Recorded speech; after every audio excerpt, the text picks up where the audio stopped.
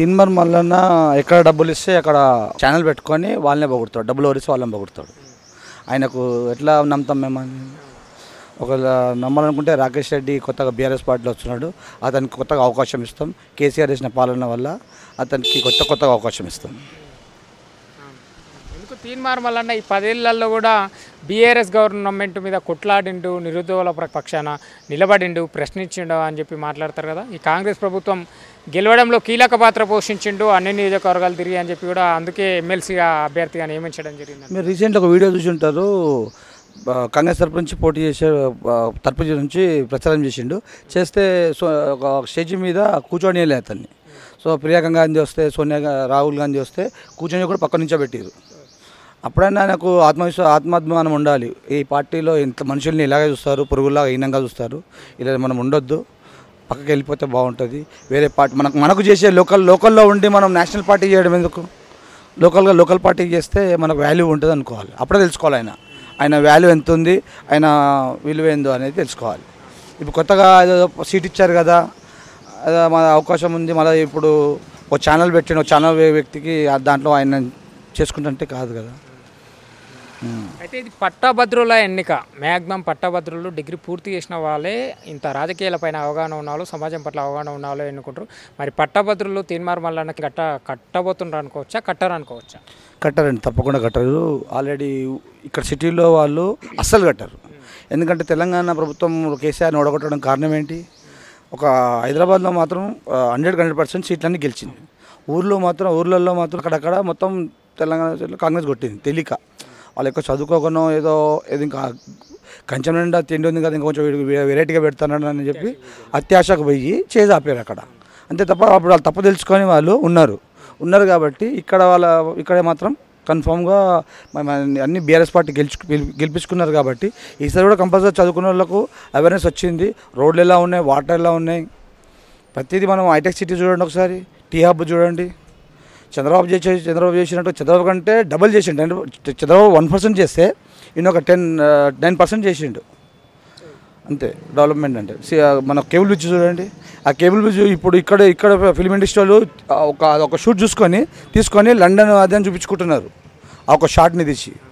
అంటే పక్క రాష్ట్రాలు కూడా వీడియో తీసుకొని మన తెలంగాణ రాష్ట్రాన్ని అక్కడ చూపించుకుంటున్నారంటే ఎంత డెవలప్ చేశాడు. ప్రజలు అత్యాశకు పోయి కాంగ్రెస్ పార్టీకి ఓటేస్తే మరి పార్లమెంట్ ఎన్నికల్లో ఎట్లా ఉండబోతుంది?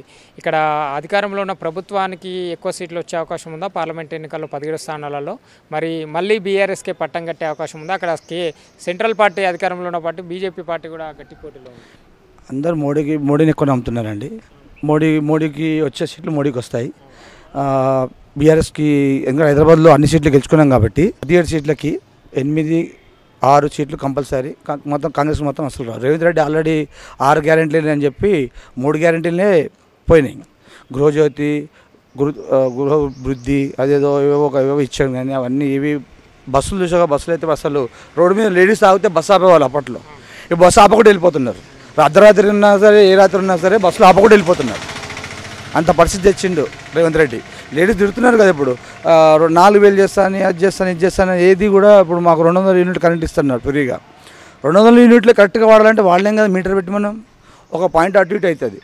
ఒక 2 పాయింట్లు ఎగస్ట్రా యూనిట్లు అయినా కానీ పూర్తిగా బిల్లు కట్టాలంట. ఇది ఎక్కడిది? ఇది స్కీమ్ ఇది, అంతే కదా. ఫస్ట్ కాళేశ్వరం ప్రాజెక్టు ఆ ప్రాజెక్టు అనే కంటే దాన్ని లెవెల్ చేసి రైతులకు నీళ్ళు ఇస్తే రైతులు ఊర్లలో ఏడవరు కదా. హైదరాబాద్లో మాత్రం కంపల్సరీగా పట్టభద్రులదే. కానీ ఇప్పుడు సీట్లు మీరు చెప్తున్నట్టుగా పట్టభద్రుల దాంట్లో రాకేష్ రెడ్డి ఎవరు ఉన్నారు, ఆయన కొత్తగా పోటీ చేస్తున్నాడు, ఆయన గెలుస్తాడు. బీఆర్ఎస్కి 1-2 సీట్ల కంటే ఎక్కువ రావు ఈ పార్లమెంట్ ఎన్నికల్లో. అంతకు ఎక్కువ సీట్లు వస్తే నా మంత్రి పదవికి రాజీనామా చేస్తా అని చెప్పి కోమటిరెడ్డి వెంకటరెడ్డి గారు మాట్లాడుతున్నారు. కోమటిరెడ్డి వెంకటరెడ్డి వాళ్ళు కట్టిన బ్రిడ్జే నమ్మకం లేదు. ఒకసారి కట్టించాడు తమ్ముడు, కోమటిరెడ్డి వెంకటరెడ్డి తమ్ముడు ఒక బ్రిడ్జ్ కట్టించారు కదా రాజగోపాల్ రెడ్డి. ఇది డ్యామ్ మొత్తం ఒక వానకే మొత్తం కొట్టుకుపోయింది. ఇక వాళ్ళ మాటలు లాగానే ఈ మాటలు కూడా అంతే, బ్రిడ్జ్ లాగానే వాళ్ళ మాటలు. ఏమైనా తేడా కొడుతుందా ఈ 10 ఏళ్ళలో బీఆర్ఎస్ అధికారంలో ఉన్న అప్పటి అభివృద్ధికి ఈ కాంగ్రెస్ ఇప్పుడు అధికారంలో వచ్చిన? అంటే కొత్త ఏర్పడింది అనుకో, కొత్త సమయం కూడా కావాలని అంటున్న వాళ్ళు 100 రోజులు అన్నారు. 100 రోజులు కాస్త ఇప్పుడు 4-5 నెలలకు వస్తుంది. ఎట్లా ఉండబోతుంది? తేడా ఏమైనా కనిపిస్తుందా గతం ప్రభుత్వానికి ఈ ప్రభుత్వానికి? చాలా తేడా తెలుస్తుందండి. అప్పుడు కరెంటు పోయేది కాదు. చిన్న ప్రాబ్లం ఉందని ఒక ఫోటో పెడితే ట్విట్టర్లో కానీ కేటీఆర్ గారు కానీ మన లోకల్ మున్సిపల్ కమిషనర్ కానీ తక్కువ యాక్షన్ తీసుకునేవారు. ఇప్పుడు ఎక్కడ చెత్త అక్కడనే ఉంటుంది, ఎక్కడ వాటర్ అక్కడ నిండిపోతుంది.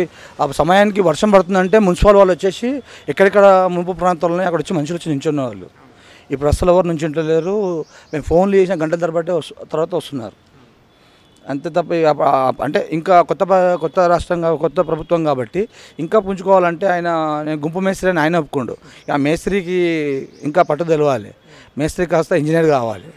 ఇంజనీర్ అయినాక పట్టు తెలుస్తుంది. అప్పటి వరకు 5 సంవత్సరాలలోపు సగము తెలంగాణ అనేది వీళ్ళు ఎంతసేపు కేటీఆర్ని హరీష్ రావుని రేవంత్ రెడ్డి వాళ్ళు అందరిని తిట్టడం తప్ప ఇది ఇంకా డెవలప్ చేసి మనం ఇంకా ముందు మనం మనదేంది మన పవర్ ఏంటో చూపిద్దామని లేదు.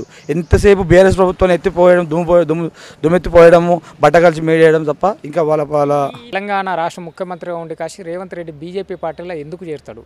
కేటీఆర్ ఎందుకు పదే రేవంత్ రెడ్డి బీజేపీ పార్టీలో చేరుతాడని మాట్లాడదాన్ని ఎట్లా చూడొచ్చు? ఏంటంటే ఇప్పుడు ఈ పార్టీలో ఎక్కువ గెలవనియరు ఎవరిని. సోనియా గాంధీ, రాహుల్ గాంధీ ఆడిచ్చినట్టు ఆడాలి. వీళ్ళందరూ ఓన్లీ ఒక వీడియో గేమ్లో గేమర్స్ లాగా వీళ్ళు. ఒక సీఎం అయినా సరే, ఉప ముఖ్యమంత్రి అయినా సరే, ఒక రాష్ట్ర ప్రభుత్వ సీఎంని వీళ్ళు ఒక కీలు బొమ్మలాగా ఆడించుకుంటారు. అయితే ఆయన సొంత ప్రయోజనాలు ఉన్నాయేమో చేయనిస్తలేదేమో. సొంత డ్రీమ్ ప్రాజెక్టులు ఉంటాయి కదా, అవి చేయనిస్తలేదేమో.